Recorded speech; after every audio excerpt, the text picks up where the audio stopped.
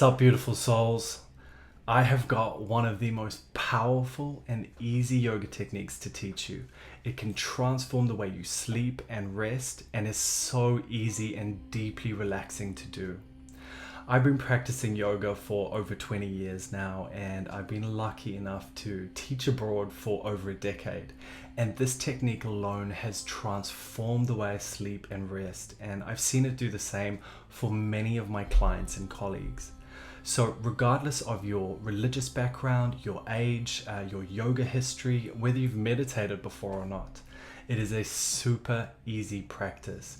You simply lie down, cover yourself with a blanket, switch the audio on. It takes about 20 to 30 minutes, and let this ancient technique work through your body, your mind, and your emotions. A lot of my European, Australian, and Kiwi clients have been saying, Grant, when are you going to start putting some of this online? So this series is dedicated to the ancient art of yogic sleep, Yoga Nidra, and this is the first video in that series. At the end of all of my Yoga Nidras, I will move into really deep, soothing, natural sounds. And this just facilitates a really good night's sleep if you are using Yoga Nidra, like me, before bed. And really speaks to the subconscious mind because it is always listening, even in your deep sleep state.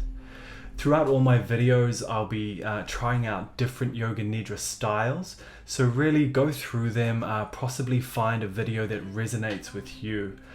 Yoga is a very personal practice, so find a teacher you resonate with and find a technique you resonate with. You might not like me, you might be like, who is this guy? And that's totally fine, but find somebody you do resonate with. And the reason for that is we want to show up as a better version of ourselves. So this channel and my work in Little Temple is really little yoga techniques, 10, 20 minutes a day, that allow us to show up as a better version of ourselves. Number one, for ourselves. Number two, for our colleagues, for our family, and for our friends. So what is Yoga Nidra? So Yoga Nidra is a Sanskrit term. Sanskrit is the oldest language in the world. Yoga means to yoke or join with a better version of yourself, or if you're religious, with God or the universe, whatever you like. And Nidra means to sleep. So it is the practice of yogic sleep. And this practice comes from an ancient practice called nyasa, which is in the tantric scriptures. And what they would do is they'd rotate their attention and their consciousness through their body, and then they would place mantras onto different body parts. And this would allow them to bring in divine consciousness into these tantric practices. Now, don't worry if that sounds really intimidating, because the modern day version we practice is more simple, and you don't have to be religious to reap the benefits of this. So what that leads on to is what we're doing when we practice Yoga Nidra and lie down, this yogic sleep, is we're trying to drop from the conscious mind down into the subconscious mind and not into the unconscious sleep state. So we're trying to be in this middle zone. So in modern psychology, that's known as the hypnagogic state, which is the state just before rest. And in this state, the mind is very soft, the soil is very soft, and whatever new ideas you put into the soil, it will grow 24 hours a day. The subconscious mind never sleeps. And what's so powerful about that is through a practice of Yoga Nidra or affirmations, what you're doing is you're placing beliefs into the deepest part of your mind, and then you're enjoying the rewards when they are grown. In the conscious state, the mind is really hard, and that's because in the state where you find that mind is racing before bed, the mind is associated with the external world. So it's associated with the five senses, your job, your house, your relationship, your money. And so through rotating the consciousness through the body, you move it from this conscious state down into the subconscious state. So as a beginner in this practice, sometimes if you are fatigued already, or you have a really busy lifestyle, or you suffer anxiety or PTSD, this shutting down of the conscious mind can be so successful that you go from consciousness straight through subconscious into sleep, unconscious. And that's totally fine. Don't be too hard on yourself. Maybe that's what your body needs.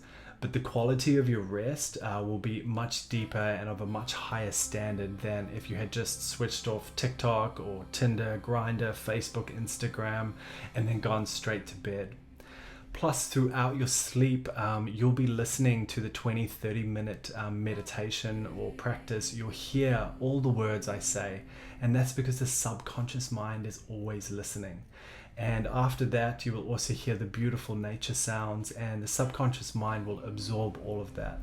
So just be easy on yourself. As you progress in this practice, your awareness will expand, and you'll be able to stay awake for longer and really be in the subconscious zone from start to finish. So whether you practice yogic sleep in the daytime, before, after lunch, or when the kids are asleep, or you practice it at night, the benefits on the mind and the emotional body are balancing and rejuvenating. And the 20 to 30 minute practice is equal to quite a few hours sleep for your body. So if you do wake up in the early hours of the morning or possibly in the middle of the night and you can't get back to bed because the mind is racing, this is a perfect practice to put on because you do receive the benefits of sleep. The Yoga Nidra that you will be practicing with me comes from the creator of Yoga Nidra, Swami Satyananda Saraswati. So my second teacher's training was at one of his ashrams in India. I've been lucky enough to live 2 years in India over the last 10 years, and a lot of that time has been spent studying alternative therapy and yoga. And a lot of that time was spent on one of his ashrams in northern India. Super poor area, helping the community, taking part in the ashram, and obviously studying his teachings. So he really took these ancient practices and he brought them forward in his book Yoga Nidra, which is used around the world today. So this teaching and this practice that I'm offering forward is very powerful and very pure. A lot of the other Yoga Nidras on the internet are great and fabulous, and I've had great experiences with them. But a lot of the time I miss the small intricacies and the small practices that he has in his Yoga Nidras. In Yoga Nidra, the consciousness is between the waking and the sleeping state, and it is subject to neither at the same time. And as you go deeper into this practice, you begin to open up communication with the deep unconscious mind and intuition. You can really direct the mind to accomplish anything with Yoga Nidra, including undoing bad habits or tendencies.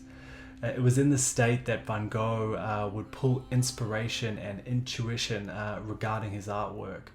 Niels Bohr saw the planetary structure of the atom in this state. And obviously Einstein would speed his awareness up to the speed of light in his famous light experiments, which eventually led to the theory of relativity. One of the biggest mistakes people make coming into Yoga Nidra or meditation in general is they feel they have to concentrate. It is not about concentration, it is about awareness. So there's quite a big difference between those two. So lie down, enjoy this deeply peaceful, rejuvenating and soothing practice for what it is.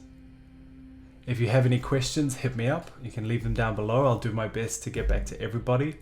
Like and follow, and welcome to my little temple.